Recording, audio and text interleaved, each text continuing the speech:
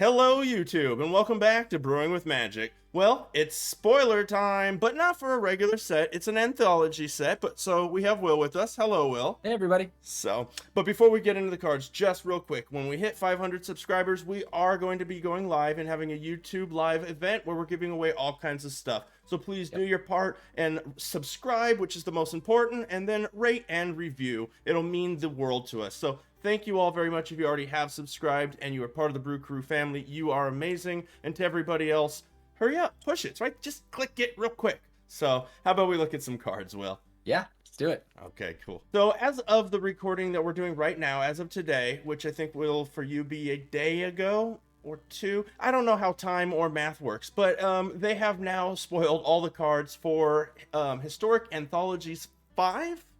Yes, five. Okay, I didn't know if it was 5 or 83 because they're pumping out fast. I couldn't remember which number. So, but we're just going to kind of go over the 10 most important cards in our opinion. So, Will, are you ready to help me out with this? Because you know I don't know anything about this format. Yeah, let's do it. So first off, we have, I guess it's Praetors, or I don't know what's for. Just tell me real quick, what set did these come from, and what exactly did they? What's going on?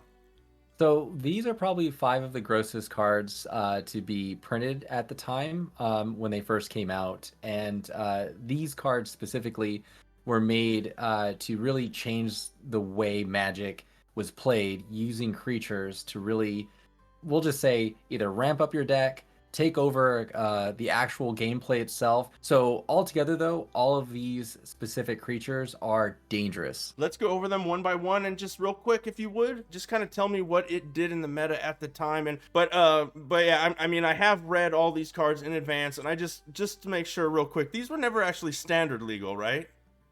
I mean, they came out of New Phyrexia, so yeah, I guess they were. They actually printed these. Okay, it seems like 100%. Okay, it seems like we have the. It seems like Embercleave, Great Henge territory here. So these are okay. Oh yeah, these are definitely over. They were definitely overpowered even for their time. Yeah, it's like, come on, what are you doing? Okay, so first is this one does not. I mean, I'm gonna say this every single time. I'm gonna be honest with you. Elsh Grand Cenobite. First off, you got me on Cenobite. So, I mean, this looks like something straight out of Silent Hill, and its name is something straight out of Hellraiser. So I love it. It's a legendary creature. It costs a little bit. 5 colorless, 2 white. That's a bit much. It's a 4/7 with Vigilance. Other creatures you control get +2/+2. That's pretty good. Creatures your opponent control gets -2/-2. Yeah, okay. Yeah, this is really big. I mean, especially at the time when it came out, Elsh was one of those creatures that just took over the game. So the moment you dropped it, it's a static ability. So all of their creatures go -2/-2 immediately. All of your creatures get +2/+2. And usually at that moment, you've already made the difference in the game. So your creatures are swinging in, their creatures are just dying, and you're winning the game. So it's pretty instantaneous. So normally you would build this kind of like either around a mono white deck or a blue white control deck of some sort, where you're trying to put like low end creatures that are moving your board forward and already causing enough mayhem. But then you drop Elesh Norn and all of a sudden your small creatures now kill them. So it's pretty fun. Okay, well, let's move on to blue. For blue, we have Ginjaxius Core Augur. Did I say that right? Ginjaxius. Ginjaxius? Gingitaxius, yeah. Gingitaxius. That's what I said. You didn't hear Gingitaxius Core Augur? I don't know what you're hearing, but that's what I said. So it's 2 blue, it's 8 colorless. It is I'm just not going to say legendary creature Praetor every single time now, because that's what they all are. It's a 5/4. This one has flash. At the beginning of your end step, draw 7 cards. I'm on board. Each opponent's maximum hand size is reduced by 7. Okay, so it costs 10. That seems out of control. It doesn't seem like you can do that easily. And so your opponent does get to keep their cards till the end of each of their respective turns then. Yes. So this card is good in 2 different ways. One, you can cheat them out. And if you can cheat them out, it's even way better. So then you get the value at his end step. So even if you're gonna at the beginning of your end step, say it's like sacrifice, you can move the triggers, so you can draw 7 cards, he dies, and you're just getting a fresh new hand. So that's one way to do it. Another way to do it is to build around kind of like a control deck where basically you're trying to dump all your cards anyways into your graveyard and just go through your hand. And when you get him out, then you're refreshing, they're getting nothing. But you're playing a lot of lockdown methods. So usually when you're playing this guy, you're trying to lock out your opponent from being able to do much of anything. And then he comes on the board, you refresh your hand, you drop their hand. Now they just lose. So you're holding up counter spells. You have a 5/4 that you literally can just swing at them, probably waste most of your hand, and then refresh again. So he's just a crazy good card. If he's on the board, most likely, and if he sticks, your opponent loses. I love it. I love it. I do. Okay, so next, you know what? Not next. First, real quick, are any of these currently really good commanders in the format of Commander? Yeah. So Elishnorr is a great one, and Vorinclex, Voice of Hunger. So those get both played. Of these two cards are the ones that he play. Yeah, I'm most only often. asking, hoping that Brawl, it opens up more for Brawl, because I know that Commander is the #1 most played. Maybe not what somebody would call the most popular if they think that competitive is all about Magic, but pound for pound before the pandemic, Commander was the most played version of Magic. So that, in my opinion, means that Brawl in the future could be super fun. So that's why I asked. So let's get into that Vorinclex, Voice of Hunger, that you actually just mentioned. That is a 6 colorless, 2 green, 7/6 with trample. And it reads, whenever you tap a land for mana, add 1 mana of any type that land produced. And then, not can produce, produced. Yeah. So it's a funny way to put. I guess if it produced 2, like some of those lands out there that can produce a blue and a black, you could choose either of the 2. Got you. Yes. That's why it's worded that way. Because I was like, if you tap a land for a green, it's just green. There's no. And then secondly, it reads, whenever an opponent taps a land for mana, that land doesn't untap during its controller's next untap step. Okay, seems pretty good. Tell me about it. So this guy is really fun because when he comes out, either A, you're in the ability to protect him, and if you're not, it's fine, he's still on the board.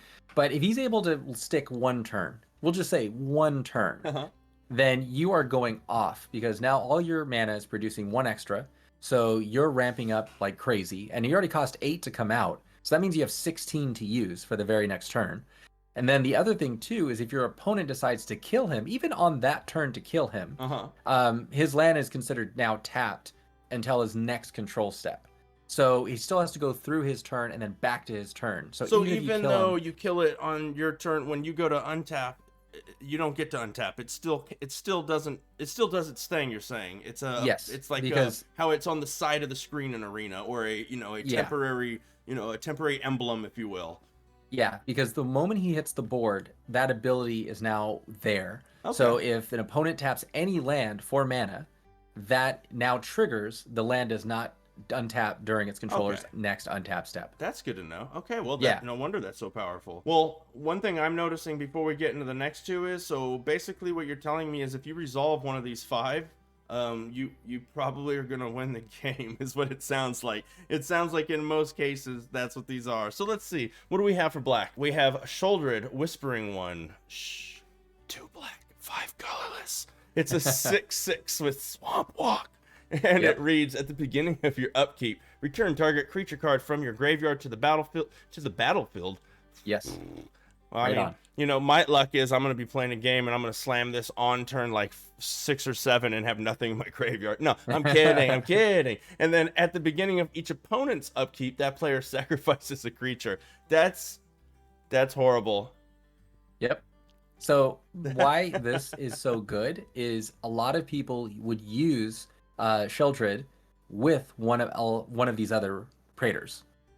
So the goal would be you would kind of like move and manipulate your deck to get one of these other ones into your graveyard. So if I'm playing black-white or black-green or black-blue, even black-red, but typically it was always like black-green or black-white on average. So then what would happen is at the beginning of your upkeep, you would return this other Praetor onto the battlefield. And then now you're doubling up. So either you have Vorinclex now for free, so that means all the mana that you actually didn't even use yet are just double. Or you bring an Elishnorr on, wipe their board out. So now with the Whispering One, when it goes to their next upkeep, all their small creatures are dead. So now they have to kill their best creature on average.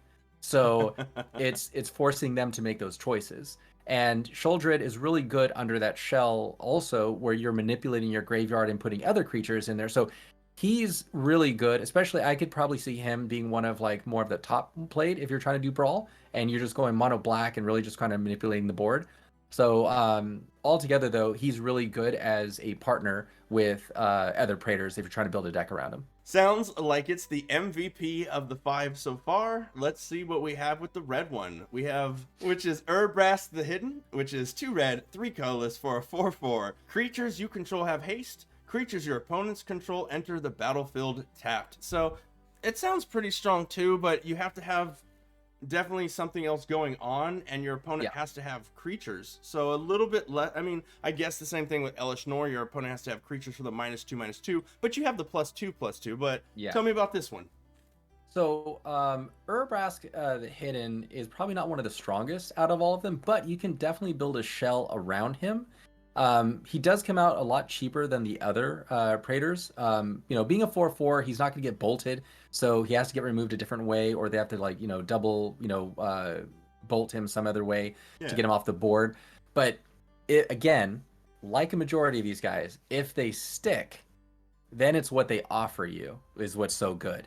So now, remember, you're playing him on turn 5. Yeah. So if you have like a turn 6 drop that is normally has to sit and wait a turn and probably can get removed, now you're doing it right to their face.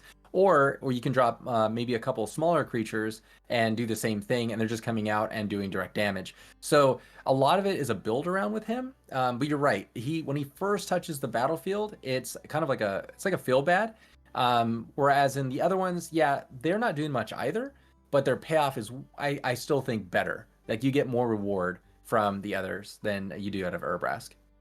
Nice. Yeah, I don't know if Vorinclex is played in Historic, but I like that you could go turn 5 this, and then the next turn attack with Vorinclex. I'm kidding. I'm joking. Come on, everybody. Nobody plays that in Historic. Okay, and now we are going to go into the original. I believe they're the original commands, right?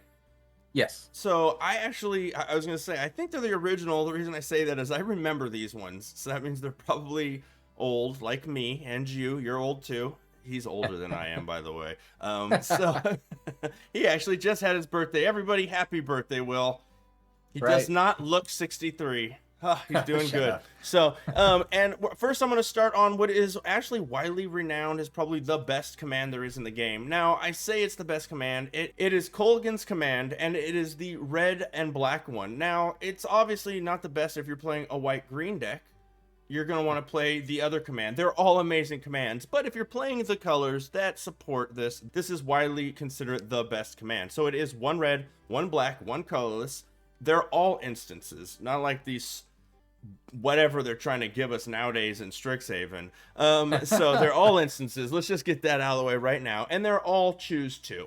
So what are the commands on Kolaghan? They are return target creature card from your graveyard to your hand, target player discards a card, destroy target artifact, and Kolaghan's command deals 2 damage to any target. So Will, what is this really going to help us with? What decks are going to take advantage of this in Historic right now? I would say Rakdos Sacrifice, by the way, is probably going to get the most out of this, just due to the fact that not only do you have the recursion where you get a creature back to your hand, but you're also making them discard, so it's following the same format that we normally see in Rakdos Sacrifice. And then destroy target artifact, which is always good just in case you're going against anything that, especially now with more artifacts that are in Historic that are really making a difference.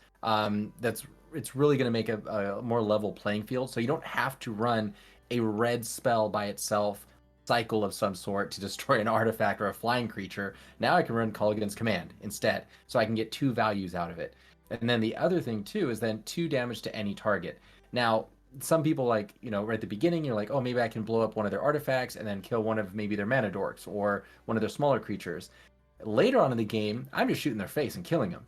So it's like a shock at the same time, Gotcha. whatever else you're doing. So that's why this card has a lot of play that's really good. And then, so I know all of these were good when standard was legal, and that's why I asked. I was trying to say exactly what archetype. So basically, you were saying this definitely has a home in historic. This particular command. Yes, Okay. 100%. So next we have Silumgar's command, which is, and that's why I asked if that other command was good, because I don't know if this has a place in historic, because it's 5. So it's 1 black, 1 blue, 3 colorless. Seems expensive, but I don't play a whole lot of historic. But historic seems fast to me. I don't know. Anyway, so we have counter target non-creature spell. We have return target permanent to its owner's hand. Target creature gets -3/-3 until end of turn, and destroy target planeswalker. So I like all of those modes. I just don't know if are we gonna get enough value out of this one for 5 mana? Am I seeing it wrong? Yeah, if you're playing a full control, Dimir full control basically deck, and you're really trying to go the mid-range long game, this card can be really good. Even in standard, it was decent. If you're playing the long game, this card was good because the ability to like bounce a permanent, and it didn't say creature, it says permanent, so I want to make that very clear. Back to its hand is big. The -3/-3 gets around indestructible. Counter target non-creature spell, so that also kind of like saves you from them going off with some kind of big bomb.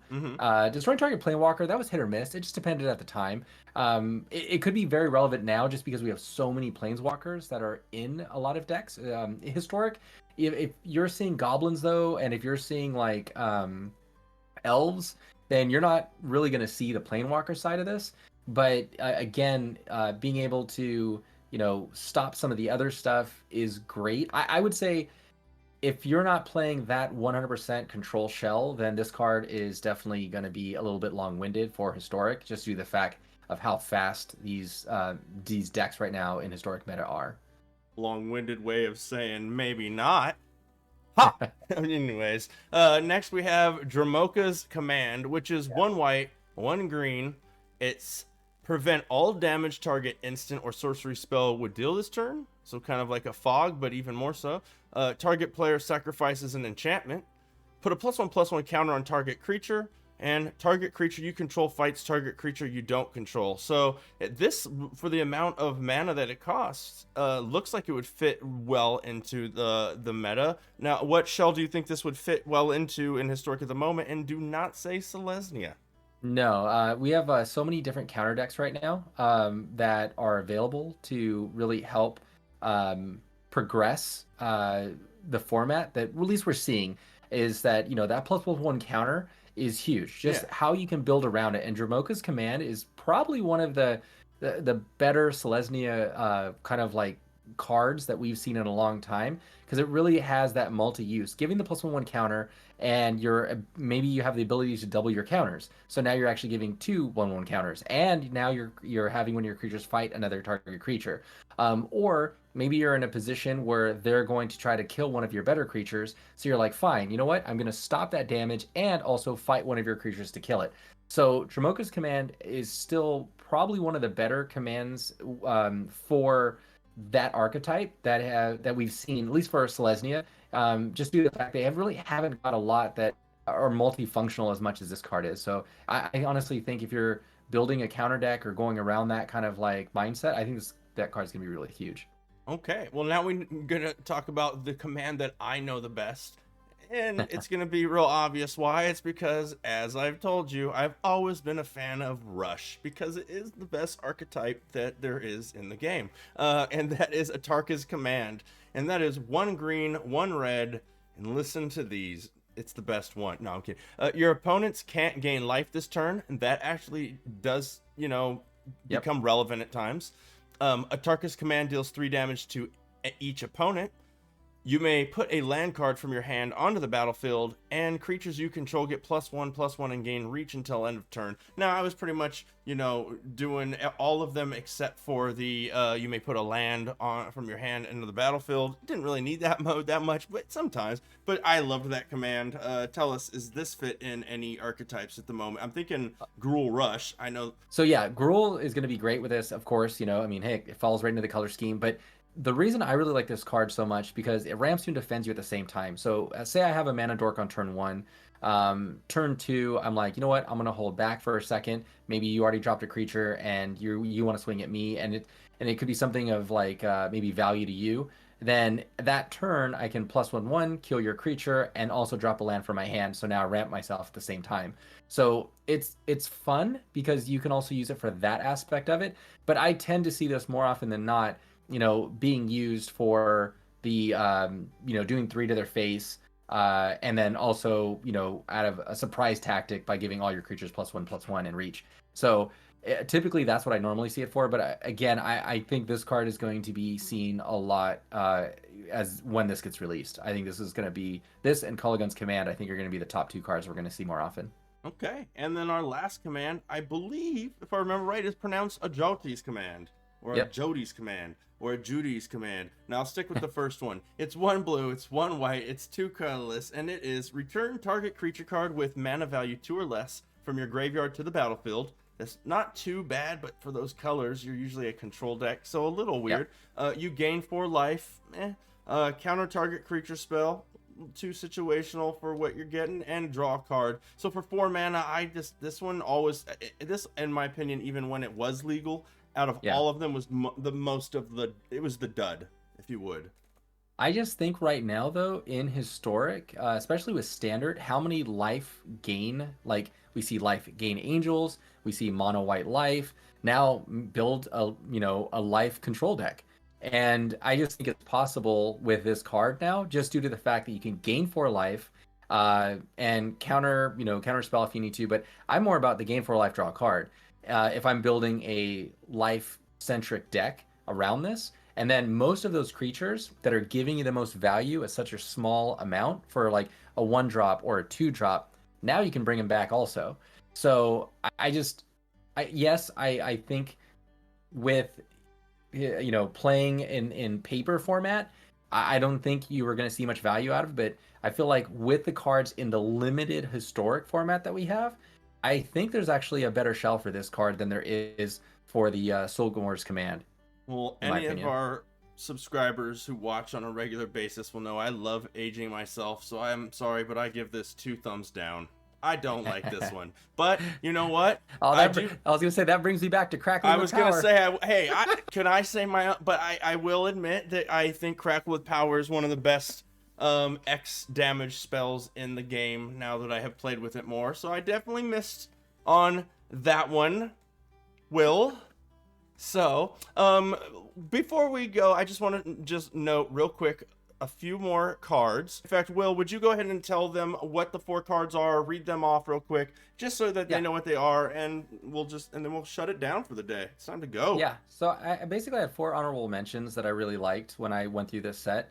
And Stifle, one of my favorite cards ever. No one ever sees it coming. 1 blue, counter target activated or triggered ability. They go to Fabled Passage or they go to Crack to search for a land. You stifle it, they just miss out on a land. So they just killed a land and got nothing in return. The next one is Ancient Grudge. So Ancient Grudge is just one of my favorite removal cards ever printed for Gruul. So 1 red, 1 colorless, right? And you destroy target artifact, flashback 1 green. So you basically can destroy 2 artifacts. It's just one of those great cards that it's a good sideboard best of 3 cards. Always has been. So if you're playing best of 3, that's probably going to be living in your deck. The next one is Intangible Virtue. 1 white, 1 colorless. Creature tokens you control get +1/+1 and have vigilance. Oh, that's just always been an awesome card if you're building a token-centric deck. And now with white-black having so many token-centric colors, or combinations, then I think this can find a home in there, and it's going to be fun to see in play. And then the last one was Trash for Treasure. 1 red, 2 colorless sorcery. As an additional cost for this spell, sacrifice an artifact, return artifact card from your graveyard to the battlefield. Not to your hand, to the battlefield. And Trash for Treasure was one of the best combination cards if you're building around an artifact-centric deck. So, and red always wants to play that. So it fit really well and it can turbo off into a combo. So I just wanted to mention those 4 cards because I still think they're going to see a lot of gameplay and kind of like shift the meta a little bit in a different dynamic. Nice. And real quick, when do these all go live on Arena? May 27th, so it's right around the corner. So even if you don't play Historic, but you plan on playing Magic Arena for a while, I highly suggest you buy this while it's out, because that's how these work, the anthologies, right? I think I've done one so far. So I don't even play much Historic, but you can buy it for a certain dollar amount that's predetermined. And then you just have, they give you 4 of every card and you just have them. So it's a good investment if you're going to play the game long term and ever want to get into any evergreen formats. I highly suggest you do pick it up if you are able to do so while it's out. So, well, everybody, thank you so much for watching. Will, thank you so much for being with us. Got it. And before we go, I just want to remind you that when we hit 500 subscribers, and we are so close, we are going to have a YouTube live event. We are giving away all kinds of different swag. So please smash that subscribe button, thumbs up, thumbs down, leave us a comment, do all the stuff, share us with your friends on social media, and as always, until next time, have a blast in the arena.